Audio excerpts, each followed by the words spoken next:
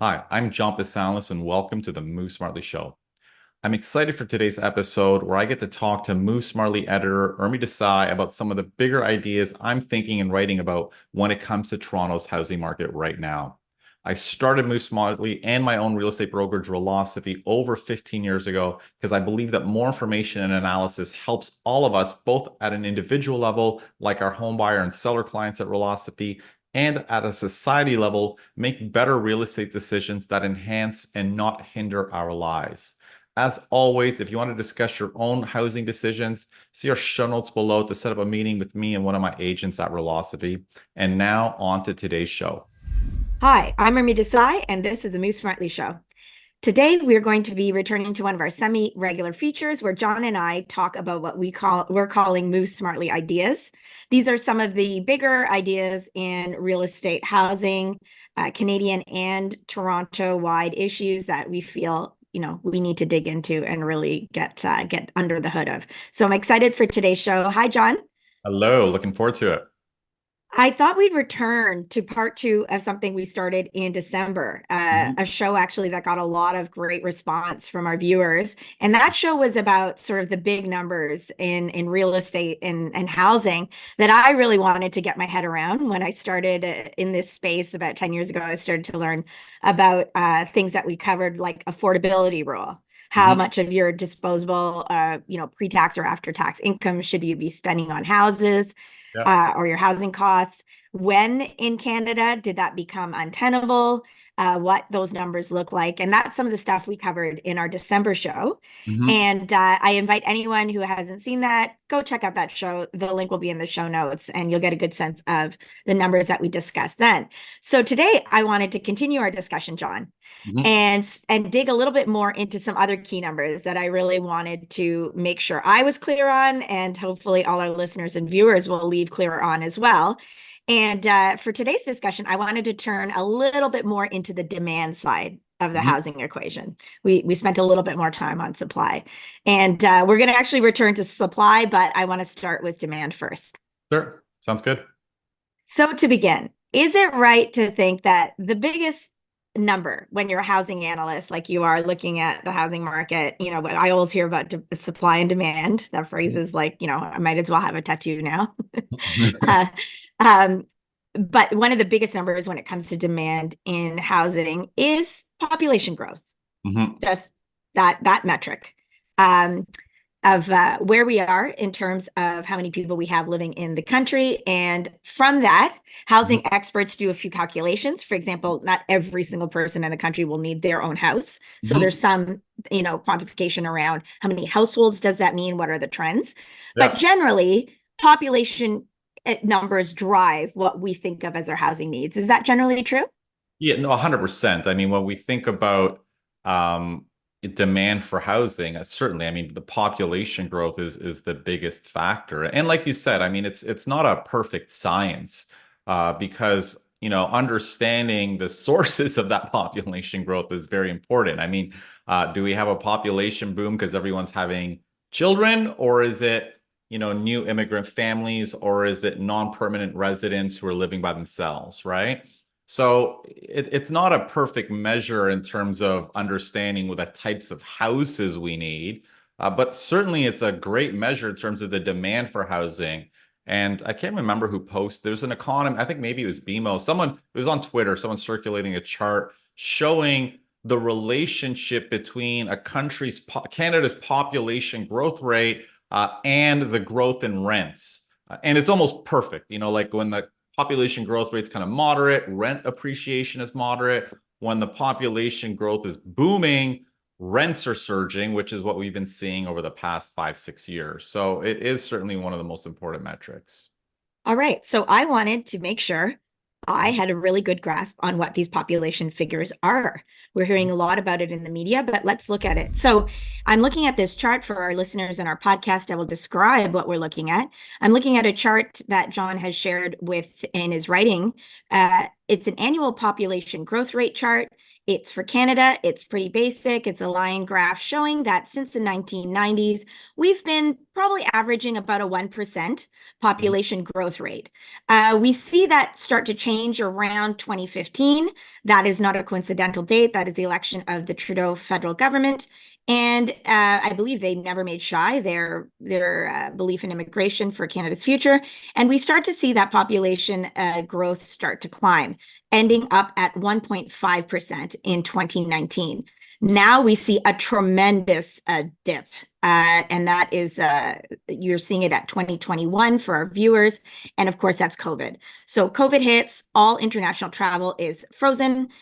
Immigrants are not coming, whether you had your papers or not. The process of vetting all kinds of things are stalled. Then we see the recovery after COVID. So by February, according to this chart 2022, John, we're seeing a return to 1.5% growth. And then there is an incredible, the word meteoric is used too much, probably. This is meteoric. It by 2023 is at 3%. Mhm. 3% population growth. So, John, what are we looking at here? How does this compare to, for Yeah. example, comparable countries to Canada? What have we seen here? So just for, I guess, for viewers to understand and listeners, what we're talking about here when we talk about the population growth rate, we're really looking at the growth in the population, in actual numbers relative to our size of our population, right? So for example, Canada grew by say 1.2 million people this year, right? Last year, the US grew by 1.3 million. Which country is that growth going to have a bigger impact on? Obviously Canada, because we're like, US is 9 times our size, right? And this is where the growth rate matters. That 1.2 million people in Canada works out to about a 3% population growth rate. In the US, it works out to something like 0.4%, like barely any growth, right? So when a lot of people look at growth numbers, especially if you're comparing across countries, you need to look at growth rates. You can't look at numbers because everything's a function of obviously the size of the population. And certainly 3% is among the fastest growth rates in the world. Like there might be another 10 to 12 countries in the threes. Most of those are in Africa, maybe one or two, I think, in the Middle East, Syria or something like that. So we're off the charts. I mean, like I said, US is most of the G7 is well below 1%. And, as you said, from most of, the 90s, the 2000s, the 2010s, we were at about a 1% growth rate. So 3%, I mean, is insane. It is off the charts. And this is why, I mean, housing costs are surging, why rents are surging, and why we're having these challenges in our housing market and our economy right now.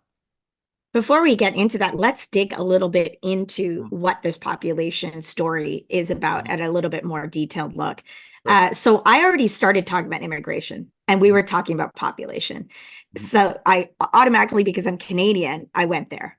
And that is because, if I'm correct, John, when we talk about industrialized countries, trying to avoid slipping below this 1%, below 1% growth rate. Now, for many industrialized countries, that is because their natural birth rate has declined. The number of children per person, per family has declined over time. And there's a lot of research and factors into why that is. Tends to be as economies develop, as there's more options, the sort of bigger agrarian families, lots of children, tends to decline, and with levels of female education and all kinds of things. So that is a worldwide trend. That's not particular to Canada. And the case, if I'm not mistaken, John, is that many industrialized countries like Canada want to make sure that population growth doesn't slip below 1% or too low, because what that turns into is then you've got not enough new people to support all the healthcare needs, the working needs of your society. So we see countries like Japan really fretting about their negative growth, Italy, other countries. So when it comes to that, Canada has mainly used immigration to grow. Is that correct? It's not our natural population growth rate, even though 3% puts us in the realm of these other African and Middle Eastern countries right now.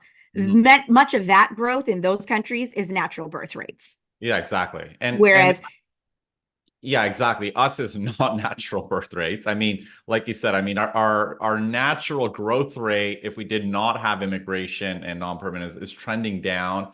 And I don't think it's so much that countries want to avoid having less than 1%. I mean, most countries are worried about declining populations. Like you said, Japan has a negative population growth rate, which means their population is actually shrinking.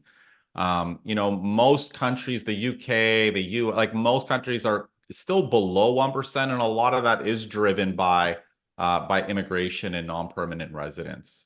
And yeah, Sure. not So, their and there's natural different growth. theories, but there is some concern out there that what 100%. is the right rate of growth you need? Negative is obviously a tremendous Yeah. disaster. You just don't even have enough people paying in to Yeah. social insurance schemes.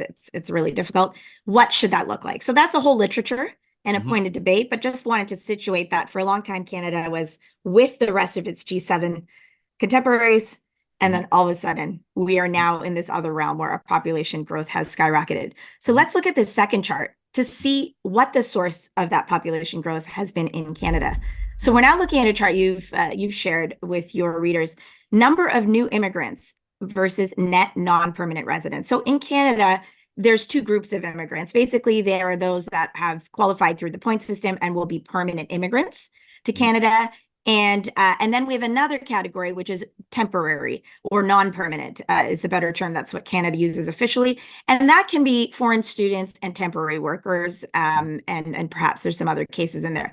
So we are looking at a graph, again, from the 1990s. The blue line represents our permanent immigration numbers.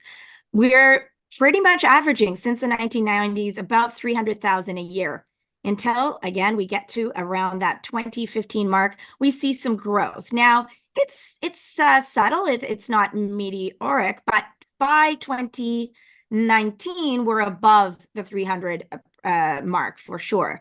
Uh, the red line, interestingly, the non-permanent, Sean, since the 1990s, we're seeing that it's actually around zero. Some years it's a bit higher, never climbing above 100,000 at all. Some valleys, some dips, but very, very steady.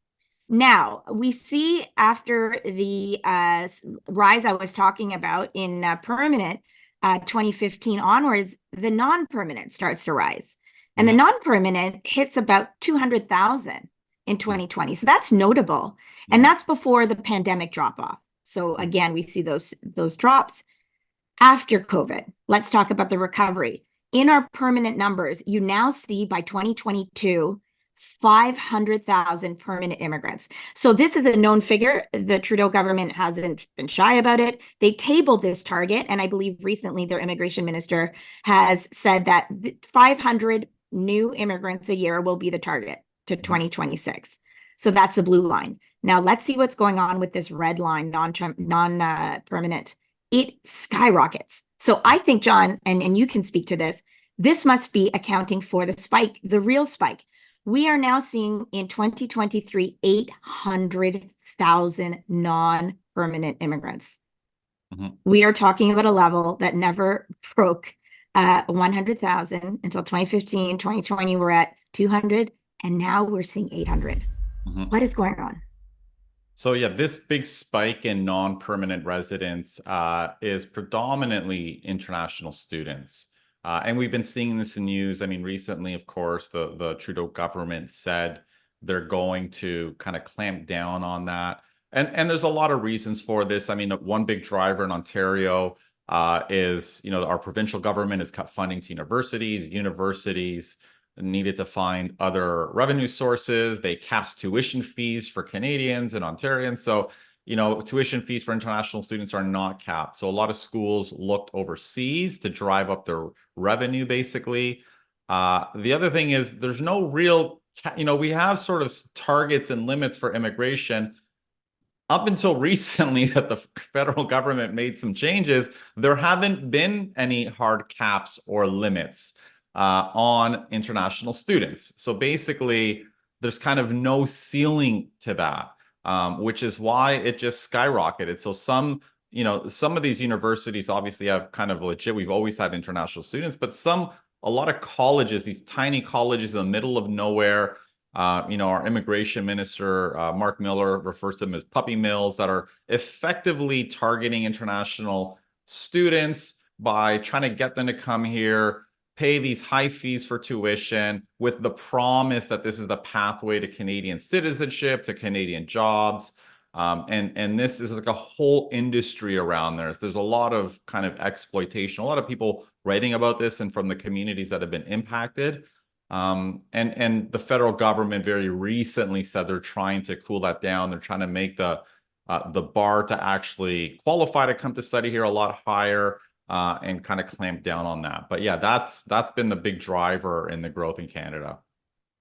And I don't want to have us stop too long here because we're getting into the area of education policy and other issues. And I want to make sure we keep the focus on its impacts on housing. But just to clarify and just to follow up on a few things John is saying, when we say recently the Trudeau government's made a change, we're talking yesterday or 2 days ago, I believe Immigration Minister Mark Miller has announced now a hard cap on the number of student visas that will be given. So how the system kind of works is universities and colleges are regulated by provinces.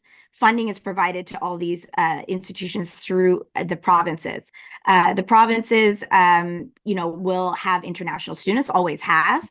Had international students. My dad himself is that's how he settled in North America. He was an international student to the US. So this is not a new phenomenon, but what happens basically in Canada is you put forward the application for an international student. The federal government needs to okay that visa for the students to come. And over time, there was a lot of things added to that. So the right to work, if you're one of these students, and your spouse and other things. Now, it seems like, John, that has coupled with a few other trends, because a lot of these things were, in place before, but when you have a perfect storm of domestic universities not being able to charge their students as much because of tuition freezes, when you have things like, higher costs for various reasons, the international student becomes very attractive. And then coupled with that, I understand there was a problem of a lot of private institutions being given the right by the provinces, and especially in Ontario, to basically license a curriculum from a public institution to say, hey, we're teaching what they're teaching over at that college. And that, it seems, has resulted in some really unscrupulous expansion of the education sector in Ontario.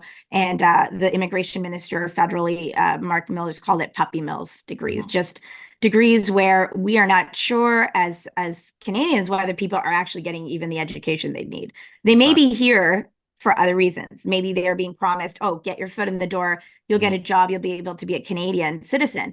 But without a solid education, you're probably not going to benefit from your immigration the way previous generations of immigrants have. So let's leave that aside because we're kind of talking outside of our own area of focus. Finally, after a lot of hue and cry, there's a crackdown, let's say at the federal level. Now, we're going to see how the provinces react, because they're not going to be happy. John, the cap in Ontario, to put a numbers on it, it seems like the total amount is going to be over 300 visas given. Is it that? And they're going to be given. I thought they said a 30% decline. Is that what they said? Yeah, well, in Ontario, they're estimating that will be 50%. Because of the number that, because if they're capping it very severely at the federal level, saying most of them will be given to 3 provinces that have the most post-secondary education systems, institutions, that will mean a massive drop in the number of visas Ontario will be getting. So stay tuned on that. So let's stay to what we want to focus on. Why, John, these numbers look so clear? Why, if we're seeing this spike in demand, which we know in housing is one part of the demand and supply question, why wouldn't housing experts, at least by 2018-19, even before this, let's say, foreign student issues surge, start to notice that demand surge, in this case through population growth, would make a housing affordability problem that the CMHC, our federal housing agency, said was already becoming an issue by 2010 onwards, even worse, propelling it into crisis territory. You were pretty lonely for a few years with your focus on this rise in demand. Why was that? Why does it seem to me like the housing sector was slow to say, hey, we have a bit of an issue and this surge is going to make it way worse? Yeah. I mean, to be fair to the other commentators, I think everyone, we saw this surge in demand. We just have different perspectives on the path forward. And most people, colleagues, people in the industries were saying that, we can just build our way out of this. Don't worry about the boom in population. We just need to change some policies and we can build, and triple our population growth rate. And, to me, this was just magical thinking. I mean, this is, and this really comes down to why I say it's magical thinking. It comes down to understanding sort of long and short term, issues. And I mean, just before our call, I tweeted out because someone kind of responded to something I was referring to, and this housing analyst is arguing that, basically his argument is, should we, cool down our population growth rather than try to, increase supply to match our population growth? Like my approach is a blunt tool. Why, not allow people come in here? Why lower our population growth rate? We can just increase supply, right? And this is the magical thinking. The challenge, the reason you can't do that in the short term is that supply just cannot scale as quickly as our population growth can. Like we went from almost 1% growth or 1.5% growth to 3% in a matter of years. You cannot scale supply that quickly. You need to, cool down demand to put in the infrastructure that's necessary to scale up supply in the future. Supply side changes take a long time. So anyways, I didn't agree with much of what they said. I felt like, in the short run, the only solution is to cool demand to allow supply to catch up. But also, I mean, from my experience talking about this for years, it was somewhat risky talking about it. And I can kind of see maybe why some academics didn't want to go down that road, because the second you say that maybe our population growth rate is too high, I mean, the comments that I would get are that I'm scapegoating students, I'm scapegoating immigrants, I'm xenophobic. You get all of these groups saying these things, which obviously is a bit offensive because, I mean, my parents are immigrants. I mean, I'm xenophobic is a Greek word, so to call me xenophobic is also problematic. I mean, half of our sales team are either immigrants or children of immigrants. Everyone I know is a child of an immigrant. And it's not considered, and this is kind of, I think, a problem with the way most debates have gone today, where people can't have like a reasoned conversation. Everyone needs to kind of turn to name calling. And listen, it is what it is. I mean, fortunately, I mean, I grew up with my father gave me two strong gifts, which is basically to kind of, if you've really considered something, stick to your guns and say what you mean. And don't worry what anyone else says, and that's kind of why I just stuck to it. So, and we see the tune changing now. We needed to get to like 1.2 million people per year for even the most strong housing supply advocates to say, okay, well, maybe that's actually a little too much demand. Maybe we can't build that quickly. So things are starting to shift. Absolutely. So if I understand what you're saying, and not only your colleagues in the housing sector, but I heard politicians also not wanting to seem anti-immigration. 100%. Yeah. So there's just seemed to be this attitude of like, we'll just build more. And I want to drill down into the numbers that you were looking at, which made you suspicious about that. Well, we'll just build even more argument. And so let's look at the Ontario numbers. Sorry, before we even get to Ontario, let's look at Canada again. And this chart is brilliant that you've put together here. It is the new immigrants and both permanent and non-permanent. So that's in the red line there. These are by absolute numbers. So again, the shape now we're used to seeing, I've described it several times. We're seeing at about a 300,000 people coming in on average since the 1990s. That starts to climb as of 2015. About 2020, we're now at 500. And then we have that COVID dip.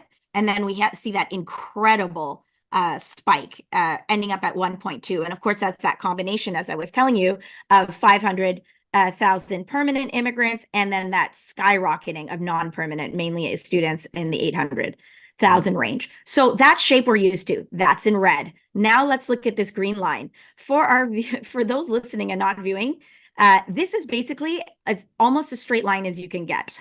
The data is showing 200,000 homes being completed, being built in Canada per year since the 1990s until now. Mhm. It's almost straight across. Mhm. So, John, it looks like these two lines are not in discussion with each other whatsoever. Um, there is no adjustment, no evidence that Mhm. housing completions in Canada has ever been able to respond to our population or to population growth numbers. If Yeah. someone was trying it, like I can't see a more compelling argument as to what you were saying, that supply number is so hard to budge and so hard to move, whether somebody has tried or not. Can you speak to that a little bit more? How can Yeah. supply advocates see this and be so optimistic that we're just going to be able to build more? So the problem that they would, I mean, the issue with it not moving, they would argue, and it is to some degree a valid one, is that our entire housing system is not designed to allow for a mix of house types and uses that would potentially allow supply to respond. And that's a fair argument, right? Like, and if we think about what we build, a lot of what we built, a lot of like Toronto, the GTA, up until very recently, only allowed single family homes, detached and semis, right? And slowly over the past year or so, the province and the city of Toronto have allowed multi-unit housing. And that's just one example, triplexes, fourplexes. And there are a lot more types of use where it's whether it's higher density apartments in what are existing low-rise neighborhoods. So and the supply advocates are basically saying the reason we can't grow is because we have these restrictions. And that's a valid argument. I mean, it's valid to say that those restrictions exist. Where I think it's debatable is saying, well, if we removed them, would we see a massive surge in supply, right? And that's debatable. I mean, Toronto has removed restrictions on single family homes. You can build fourplexes anywhere. Are we going to see a wave of fourplexes? I mean, debatable, probably not, right? So again, I think it takes time for these policies to kind of have an effect. And the reason many were optimistic, I should add, is that, I mean, this has been the thinking in academic circles for 10 or 15 or almost 20 years now that the main barrier to the main cause of high home prices and high land prices are restrictive zoning policies, right? So of course, a lot of housing advocates sort of take this as a fact. I mean, it's I mean, not entirely a fact. It's kind of more of an opinion because yes, there is a relationship, but it's not a perfect relationship, right? Yes, removing barriers is a good thing. It doesn't mean you can triple your completions overnight in response to a demand shock, right? And yet this is kind of what has been motivating them. And I do agree, we need to make these changes. The problem is these changes take time, right? And that's why nothing's really changing. I mean, starts and completions might go up a little bit in the future, but we're not going to be tripling anytime soon. And to unpack that, John, when you talk about the zoning thing, that a lot of supply advocates, my understanding and reading of the literature, I would put people in different camps. So you've got the one side that I would say is the pro-developer side. That's Mhm. like, if you didn't restrict us as much with green belts and other taxes and really Mhm. difficult things, we'd be able to build more. So that's Mhm. one side of the argument. Mhm. Then we have something that's been coined NIMBY, not in my backyard. Mhm. So these are a lot of housing associations and neighborhoods that are fighting to retain what they call the character of their neighborhood. And to be really clear on this is a big deal in Mhm. Canada. In the Toronto area alone, almost all of the Toronto area had a designation Mhm. that insisted that it was just single detached homes Mhm. in the area. Yep. These are now only being overturned, and there's a lot of opposition from existing residents. We have issues of people being worried that a building will cast sun onto their property, or people Mhm. can, look into their backyard. We have issues, even left-wing writers, such as Margaret Atwood, 100%. found herself on the other side of a not in my backyard debate. So, like, not to minimize that, but I think you provided more data in your writing that kind of shows why you're still a little skeptical as to why that was the only barrier. So let's zoom in a little bit on Ontario. And I think this is valid not only because we happen to be in Ontario, but because CMHC has said the number one shortage of houses is in Ontario. In fact, if you look at affordability graphs, averaging across Canada and the problems, the line for Ontario's affordability problems mirrors Canada's. And that makes sense. Most Canadians live in Ontario. I know it's not always popular to say that. We're not the center of the universe, but when it comes to housing, we have a lot of homes. So let's zoom in. This graph here, John, that you put together shows Ontario's actual housing completions. Mm-hmm. And that's in the blue line here. These bars show that on average, since the 1990s, it looks like Ontario has built 60,000 houses per year. Again, that's not a straight line. You can see some years more, some years less. And that is the trend we see. And then we see the Ford government. So in Ontario, that is the Doug Ford government, Premier of Ontario, tasking a housing task force saying, look, CMHC is saying that our housing affordability has deteriorated since at least 2010. That's when it started to really deteriorate. How many more houses? Because again, you can see them implicitly buying into the supply argument. How many more houses would we need to build in order to restore some affordability? And that's what this red line shows, these bars here. And John, you've estimated that in order to build the 1.5 million homes that task force said would need to be built by 2030, we would need to 10 years. In 10 years by 2030, is that correct? 32, because they released a report in 2022. Sorry. So by 2032, so in 10 years. So 1.5 homes over 10 years. What's interesting is you accounted for this as a ramping up. You didn't assume they would build, 150 homes a year. You ramped it up. But you know what's crazy looking at this chart you've put together? We would have to end by in 2032, we'd have to end by building over 250 homes per year. 50,000 homes per year. We're at 60,000 a year right now. So what is that? 4 times as much? Yeah, more than 4 times. And that is basically what our entire country builds today. Right. And this is it's kind of interesting because when they published this report, so this is published by Ontario's Housing Affordability Task Force. And it's the first page of the report. I think it's like their executive summary. They basically said, we've come up with an ambitious but possible target of building 1.5 million homes. I mean, it's fascinating because you look at this and you think these, seemingly rational experts actually believe quadrupling our housing completions in 10 years is possible, and their argument would be it's irrational to think that it's not possible, right? And I didn't think it was possible because you look at this growth. It's not possible. Again, like I said, it takes so long for you to see changes in growth rates over time, and it's totally not possible. And lest you're accused of being a negative Nancy, let's just look at the latest progress the Ford government itself has made last year, 2023, on these housing targets. So finally, they've convened a task force. They're looking at dismantling any barrier they can see to housing, to building more supply. And what happens in 2023? Well, Global News reported that Ontario has failed to meet its own housing targets last year. The Ford government wanted to see 110,000 housing starts. Now, housing starts are a little different than completions, which we were seeing in the other chart. A housing start, I believe, is defined as the foundation's built, and now you start to see the property being built ground up. So I think that's what qualifies it as actually being counted as underway, as having started.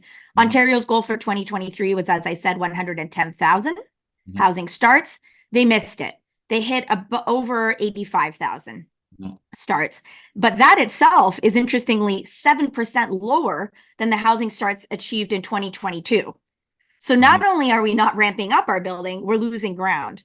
And that ground loss is 23% off of the Ontario government's own housing target. So not only are we not ramping up in the way that the supply advocates are saying we need to, We're Yeah. not even making up, we're losing ground in Mhm. some years. So, John, why? Why, if the Ford government's saying that's it, no more barriers, no more NIMBY, no more this, why can they not achieve their own targets? What else is so complex? Like, what makes it so complex that they can't hit it? Okay, so that's a good question. I think there's a few things. I mean, number one, part of this is economic. We're in a challenging environment where interest rates have surged, which is not only impact households, it impacts developers, right? It's harder for them to build projects, costs are less certain. And in the case of condo projects, and low rise, but more with condos, they need to pre-sell the condos to get financing. A lot fewer investors are buying properties right now. A lot few homeowners are buying properties right now. The sales are at a 20-year low. So this impacts new housing starts. Municipalities, especially in the suburbs where they're building new low-rise housing, have delays with infrastructure because you need infrastructure. But the bigger issue, I mean, so people don't think I'm a negative Nancy when I say that these numbers are not going to happen. Um, the issue is when we think about, okay, I'm going to go on a tangent. So when we think about monetary policy, right? I'm going to go on a tangent. When the Bank of Canada increases rates, the Bank of Canada talks about how long it takes for an increase in interest rates today to transmit through to the economy, right? And they'll often say that it takes anywhere from 12 to 18 months. There is a lag, right? It's not instant. Similarly, when it comes to this idea of supply side changes, there's a much longer lag that is not measured in months, it's measured in years. Because, to ramp up supply with supply side policy changes, number one, the policies need to change. That takes years. If you look at Toronto, what have we done? We just legalized fourplexes, right? I still can't buy a home on a 50-foot lot and build 3 townhomes. That's against the law. That's going to destroy the character of the neighborhood. So we've allowed fourplexes. Big freaking deal. That's like one small change in a whole suite of things cities and provinces can do. So it takes time for these changes to happen. It takes time for investors or builders to look at lots, to start planning, to buy them, to finance them, to get permits, to start breaking ground, and to result in completions if we see completions. Because again, stuff like our fourplex changes are probably not going to result in a ton of completions, right? So it's a very long process to sort of change supply side policies before you actually see homes kind of sprout up out of the ground. It's like years, anywhere from like 5 to 10. It's not going to happen in 6 or 12 months. So those are the biggest reasons why I wasn't as optimistic about this whole we'll just build more homes and build our way out of this, because it doesn't seem realistic to me. The timelines take a lot longer than, just stroke of a pen and increase population growth, right? And that's why I don't think we're going to hit there anytime soon. And what's often talked about too, John, about why housing supply can't just expand. There's this idea that you look at the southern states, like, you know, uh, uh, Texas and all these areas where, oh, they just like built more, like, they needed more houses. They went right into their land. They don't have green belts. They don't have any zoning restrictions. So Yeah, as many homes that are needed, you can build them, right? yeah, But we did also see that in the 2008 US financial crisis, that money also has to be part of the equation, right? It's not just land. yeah, for So, sure. you saw an expanse of all these mortgages being given to all those people to buy all that stuff. Sure. But when that financial capital shrank, you saw tremendous problems. So you need land, you need capital, and then the other input, labor. Yeah. Hasn't it long been held that in Ontario, does the home building industry even have a capacity to build more than 60,000 homes a year? Well, And that's ironically, in spite of all this crazy immigration we're getting to Canada, it doesn't seem like we're attracting tradespeople. Yeah, exactly. I mean, you're right. I mean, we didn't even go into the labor constraint, which is obviously a huge one in Ontario, which obviously also makes it less likely that you're going to double or triple your housing completions. You need skilled trades, and we're not bringing in skilled trades as new immigrants, for whatever reason. I mean, I can't speak for Canada's policies, but they're a very small share. And the challenge is a lot of skilled trades are retiring and not many are going into that space, right? So we're probably when we think about the natural number of skilled trades are probably going to be declining over time because very few are getting into them. I think the last reading I saw is that actually, when it comes to what kinds of trades you designate to attract to your province, Ontario plays a really strong role. So Canada's immigration system is quite complex. Ontario nominates like a certain number of immigrants that it wants in certain critical areas. And healthcare and I understand construction has been one of the ones identified. But the problem is the world has also changed. I'm sure, John, like your own family background story is one where many people worked in these kind of industries, right? And globally, that story is changing. We're probably not going to see as many people coming from these other countries that way. Many are looking to skill their way in through, and not that construction isn't skilled, it's highly skilled. But just like we're fighting that stigma here in Canada, against, that trades are a very viable route to go for. I'm hearing of a worldwide issue. Yeah. That many countries are actually struggling with this issue. Sure. Yeah. So the same kind of struggles, if they're having at their home countries, then we're going to be importing that problem too. So I'm wondering if it's just a lot of challenge. Now, some new factors to keep in mind are technology changes. So we're seeing news stories about using more different kinds of materials, pre-building. The federal government is even okayed a book of houses that can be built with, with less approval delays. BC has come out with its catalog of houses. So all these things are happening. But to your point, John, I just saw a tweet by the, I believe, Globe and Mail's architecture critic, Alex Bozakovich. And he notes that the U of T Cities of School of Cities has shown that even though laneway housing got approved, remember that after a big fight? So laneway housing are these dwellings that are in the laneways of Toronto. This is more of a City of Toronto issue.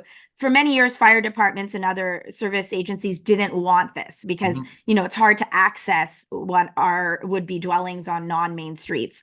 And in Toronto, you have a lot of older areas that have, pretty spacious, what would be garages, but could be, if not needed for garage, torn down and made into a dwelling. Well, John, I can't remember when that was approved. I know you have a particular fondness for laneway housing. It's interesting to see that after 5 years, almost not like very few of these houses were built. Yeah. And I mean, there was so much fanfare I of know. that being allowed, right? But So listen, is there something also about consumer preference not changing as much? And, listen, I think the thing is, and this goes back to, I think, this idea of this supply constraint. Okay, just because you legalize something, it doesn't mean everyone's going to rush and do it, right? And like laneway houses is one example. Fourplexes are another. I remember before fourplexes were legal, like every housing advocate was basically arguing we have to just legalize them. There's like this massive demand, and once you legalize them, they're going to sprout up everywhere. And I mean, I do this stuff I talk to people every day. I'm like, there is no, like, very little demand. Like, if there is demand for it, we would see it, right? We would like be talking to people who want to do it, and they say, well, the city's not allowing me, right? And not to say that there isn't, and these things are not good, because making it easier to build them's a good thing, right? But it doesn't mean thousands of people are going to rush and convert their home to a fourplex and live in, the 800 square foot apartment on the top floor and rent the other 3 the way everyone wants them to, right? That's unlikely. Like, you might get some investors who buy single family homes and convert them to rental properties, which is a good thing. But again, you're right. I mean, these changes are good, but they don't necessarily always result in the uptick in supply that one would hope for. And you work with so many buyers and sellers, so that's what you mean when you say, I would know. People would start phoning me and saying, hey, I've got this property, I'm interested in converting it. I know from my own personal family reasons I've been considering. Let me cut you off. So, go ahead. The important thing is, I didn't even add, the trend actually in Toronto is to actually buy triplexes and convert them to single family. And that's what I see more often. Reducing the number of units. Reducing, yes, exactly. Of homes. Because we're not building single family, right? They're more valuable to kind of a wealthier household who wants to have their family home in an urban neighborhood. So I actually see more people taking like older dumpy triplexes, not like amazing ones, and then just converting them to single family. Sort of cut you off, but go on. Yeah, I mean, that's a lived experience in my own life time as a Toronto resident and person participating in the real estate market. You know, there was times when I had a home that was multiple properties and times when it was a single one. That's true. The conversation is not just because you're wanting to encourage it one way, doesn't mean necessarily that it makes sense. The other thing I was going to say is I'm actually somebody that's kind of interested in now what's being allowed. But luckily, I have a really good friend with the initials JP who's always advising me on the numbers. And the truth is, the house values are so high in Toronto that a lot of these projects do not make sense to convert even for a fourplex. The numbers aren't making sense. Yeah, exactly. Still. Yeah. And that's So, why you're right, 100%. That's the challenge. And that's why we're probably not going to see tons because they don't pencil, like the return's not there. So I wonder, like, are politicians guilty of saying that they can control things that they can't? So they can't control the finance problems of developers.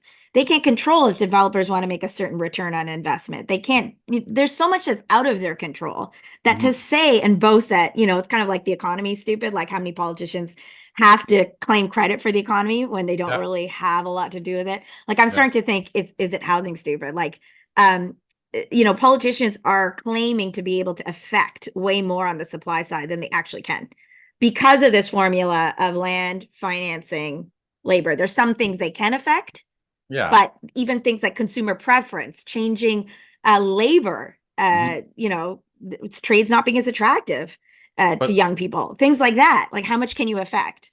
Well, they can affect. I mean, the housing advocate would say just because the fourplex doesn't work, well, legalize 8plexes, you know what I mean, or legalize 12plexes, right? But again, that's a journey, right? That's, you know, it's one thing to legalize a floorplex in a neighborhood. It's another thing to say, well, now legalizing 12-unit apartment buildings anywhere there's a single family home. Like that's obviously a much bigger And that's leap. easier said than done because then you're trying to squeeze that many more units into a smaller space. Anyways, yeah. And again, yeah. Like But you my can point say is, a lot, but it's not true. Like it's not as easy. When you come down to do the math, a lot of these projects are really, really difficult. And it's not going to pay a politician to say that. That's right? true. Like they're in charge of the rules, not what you do with the rules. Very true.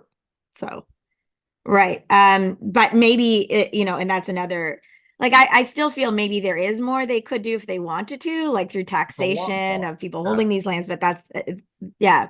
But this whole idea of like if we allow it, they will build it, that is being a bit overdone. There's other factors. So we'll see. I mean, I think you've been writing that you agree with all the liberalization. You're actually very pro density. You know, it makes a lot of sense financially for the way of running cities. It's great. So you are actually a densification advocate. Your concern is just the absolute, like you call it, magical thinking about this idea of, you know, being able to calibrate supply so easily to accommodate any level of demand. You know, increasing supply is something you agree with, but you're saying that it just cannot be adjusted as quickly to demand. And that's the truth. And it's not just zoning restrictions or bylaws or anything like that. It's so many other factors. But yeah. Yeah, which we've discussed. And now I just want to ask you about something else that I'm wondering is a bit of another magical thinking that's coming in. So in response, and I think the criticism of the Trudeau government not seeing how they were pouring fuel on the housing affordability issue, turning it into a crisis through their immigration spikes, which apparently their own civil servants were warning them about at least 2 years ago in a leaked document, saying, listen, you know, ramping up immigration to this level without any changes in housing and healthcare is going to cause a lot of stress. So all the blame they're getting for doing this is warranted. Now, on the solution side, I'm hearing from not only Pierre Poilievre, who's going to be running against Trudeau in the next federal election as leader of the Conservative Party of Canada, but other people that are now saying, we are going to tie, or we should tie, our immigration numbers to our housing numbers. Now, I have a question for you about that, John. If it's showing that we have a housing shortage and an affordability problem that was already starting as of 2010, onto which this demand spike was, you know, poured on and fuel to the fire, in addition to the fact that Ontario is losing ground because of this high interest rate environment, which makes developing homes, like building homes, not great. So we're actually losing ground. All those things combined, am I wrong in thinking that we have such a shortage of homes for the people that are already here in order to be able to restore affordability, the way CMHC is saying, that we'd actually have to put immigration levels down to zero if we were really going to tie immigration to housing Well, I mean, affordability? in theory, I don't think that's what the politicians mean, but I mean, technically, yes. If you have a Yes. housing shortage, I mean, given how high prices and rents are, like in theory, yeah, you would need to do that. I think probably what they mean, and I don't even think it means what they're going to execute, but like in theory, if you're trying to do this, you're at least trying to set immigration at a level or population growth at a level where it's not driving home prices and rents higher.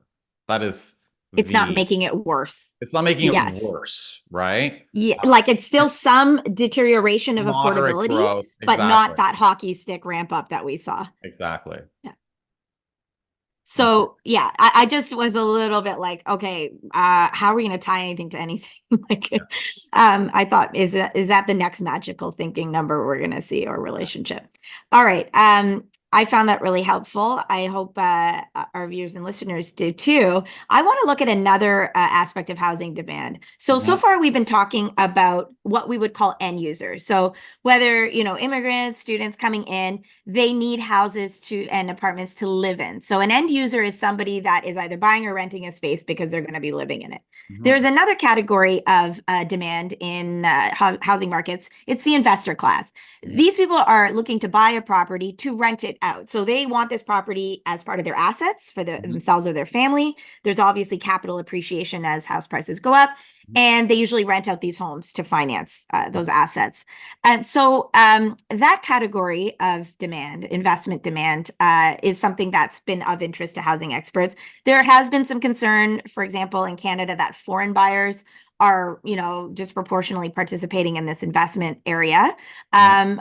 And that is true in BC, for example, especially Ontario, a little less so. But Stats Canada has now started to show that Canadian born Mhm. share of investors is quite high. So, and I think we all know Mhm. friends or family friends or anybody who's taken Mhm. their extra money and invested in a condo or, Mhm. done things like that. So in Canada, I think the idea of owning properties as part of your retirement plan or other things Mhm. is not unheard of. It's actually quite common. Mhm. So that's a concern.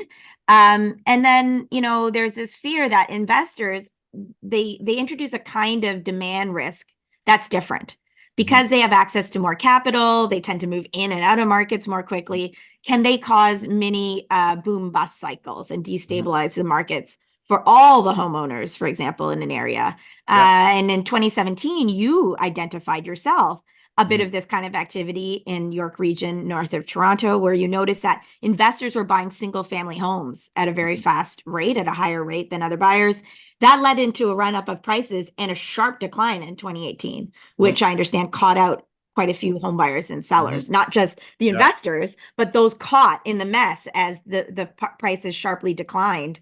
Yeah. So you yourself have tracked that kind of activity.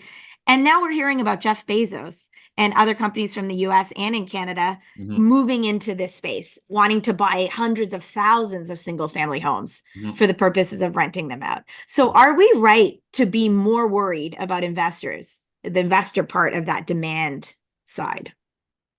I mean, I think so. I think once again, in academic and housing circles, my view tends to be the minority view. Most academics and housing advocates couldn't care less.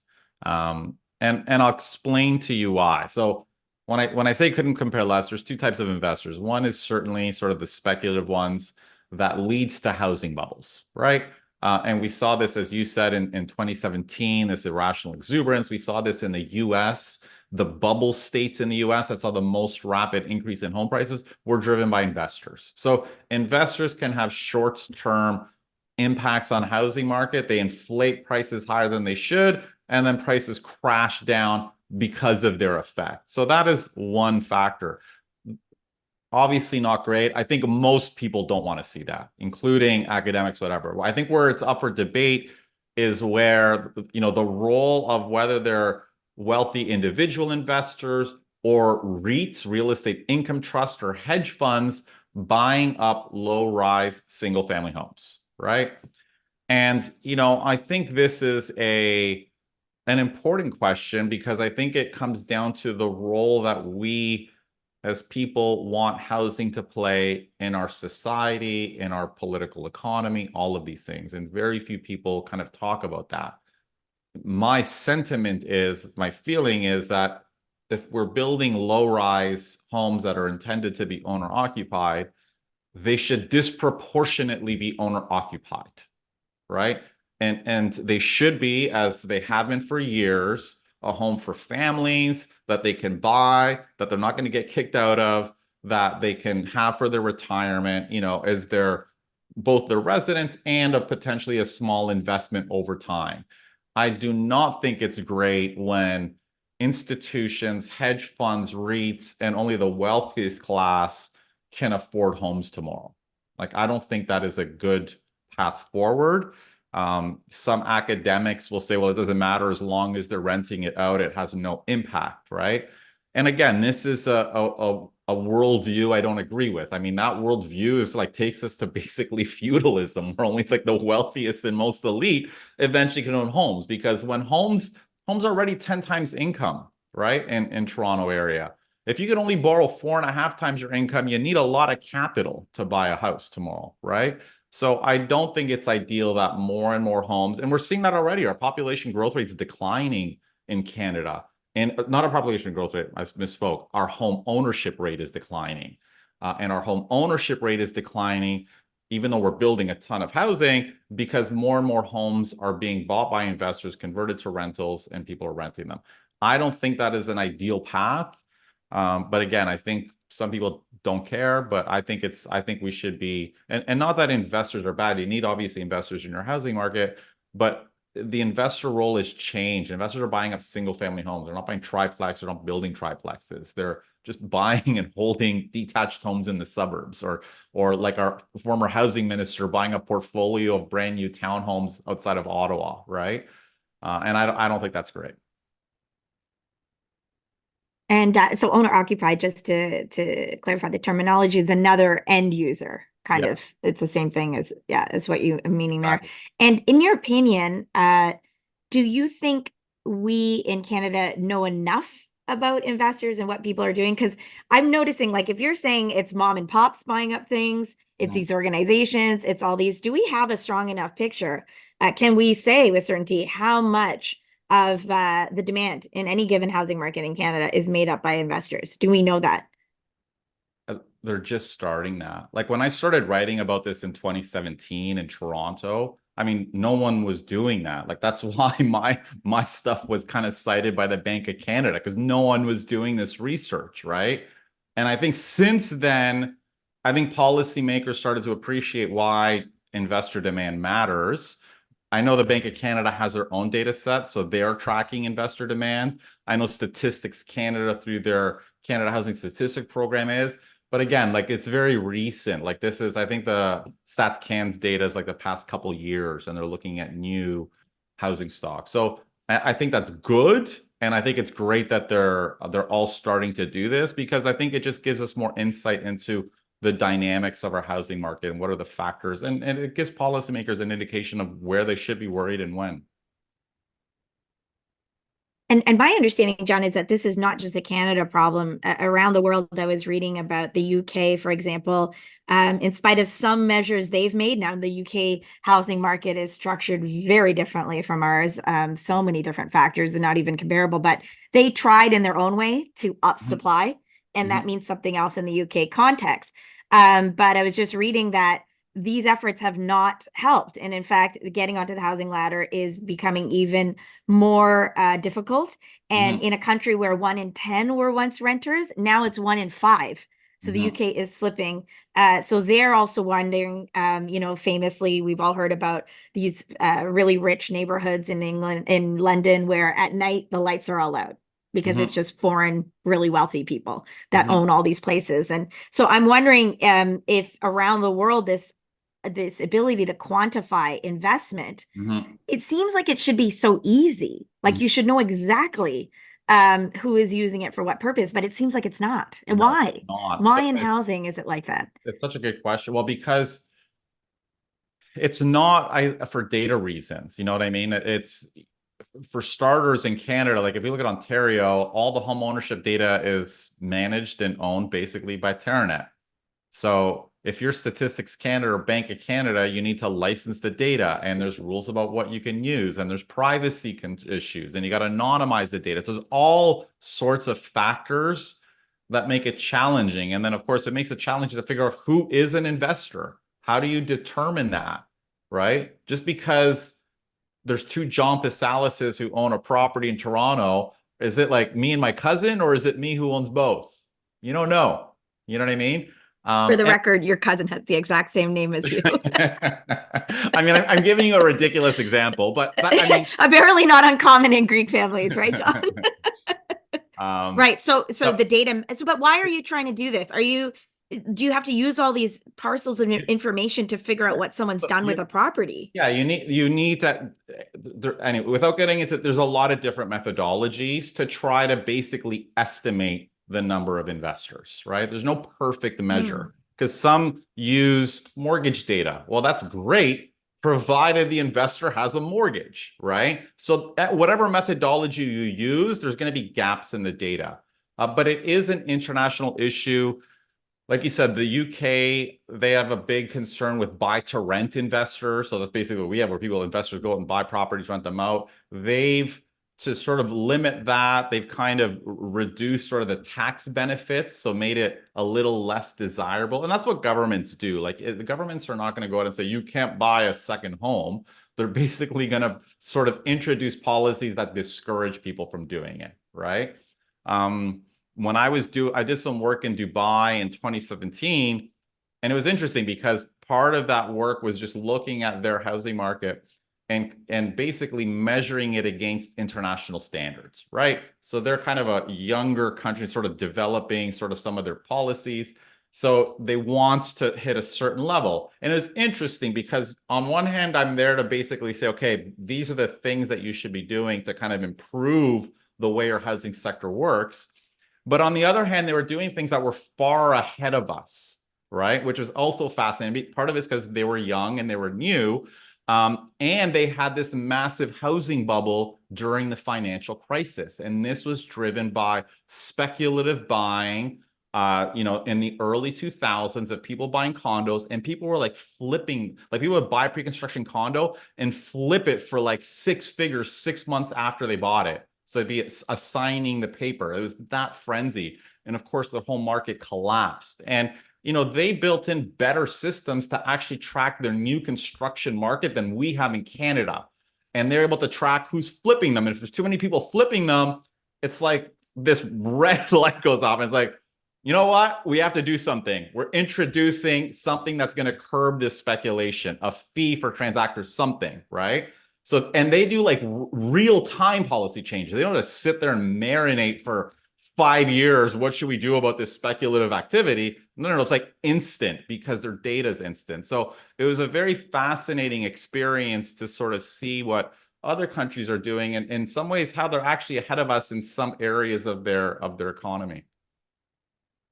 So let me get this straight. You, as the Canadian, was there to advise the Dubai government on best standards, and you were able to say that there's some things you're quantifying here that probably Canada doesn't know Yeah, and I told them that. I told them in like on terms of some things they're about their like own way market. above anybody. Exactly. It was very, very ahead. And just to clarify for our listeners and viewers, you mentioned Terranet. So is this not a government agency? Like, what are you talking about? How can our housing transactions not be held by the government? The Well, I data. mean, I don't know. I don't know the legal structure of Terranet. I think it's like a private company that was licensed the data or has the data for a certain period of time. But I can our tell you government, that as a former as a former civil servant, John, there's a scandalous backstory to that. all right, I'm But sure. basically, yes, my understanding is that it was sold off by the government Yeah, to, it exactly. was something that the government used to track, was sold off, privatized. Which is insane because in the US, land registry data is public. Like it's public. That's like how Zillow exists and how these other websites exist that can track transactions. It's public information. It's not held by some private corp that charges you an arm and a leg to access land registry data. So we're a bit backwards here. I mean, Yeah. All right. Well, I feel like we have a stronger sense of some numbers. We also are learning that there's some numbers that we should, as at least government and as a society, have a better idea around. mhm. What do you think after years and years of working in this space? Do you think overall our ability as a society and led by our governments and our institutions is improving in Canada? That we through this latest crisis. I mean, it's hard to talk about this when we've just experienced an absolute, I mean, I don't want to swear, but S show Mhm. of how not to manage demand and supply. Mhm. We now see some backtracking in Ottawa, but do you feel it's getting better? Um, I mean, not really. I mean, I think uh, getting better. I mean, so our federal government's doing stuff to curb international students and the exploitation. I mean, did we really need to get to this crisis point? Like these red flags were there before. You know what I mean? So I'm not overly optimistic. We're like in damage control. So I don't know. I'm not overly optimistic. I think a lot of again, a lot of the policy people on housing remain relatively indifferent to demand. I think this has now become politically popular because we hit 1.2 million. It's obvious we can't build this much. So yes, they're fine with the student stuff, but I don't know. I'm kind of mixed. I don't see a lot of people. I don't know. I'm not overly optimistic. I think there's going to be challenges. I think our population growth rate is going to still be much higher than our ability to build for some time. Uh, and I think that's going to put pressure on housing and especially rents. All right. Well, we can only do our part, which is try to point out and zero I'll in end on some of the numbers that matter. I'll Well, end on that. listen, I know you're very humble, and I know you don't like when people say this, but I do feel I witnessed you being a front runner in raising the alarm, the issue around the mismatch between supply and demand. And I saw people, say those hurtful things about why you're, questioning your motivations for doing so. I know you personally are very pro immigration diversity. Everybody deserves a chance. So that I'm sure was hurtful. So I do think, in my estimation, that we do know a bit more about the numbers around what we should be seeing, Mhm. thanks to efforts like you, from you and your colleagues. So keep it up. Don't be Urmi, discouraged. thank you for finishing on a more positive note.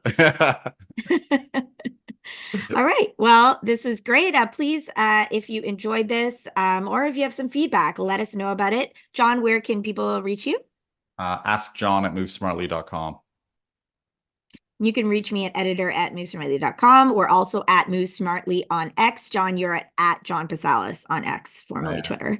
And yes, please let us know what you think of the show. And if you found it useful, please continue to like, subscribe, and share the show with your friends and family. Thank you for watching, and we will talk to you soon.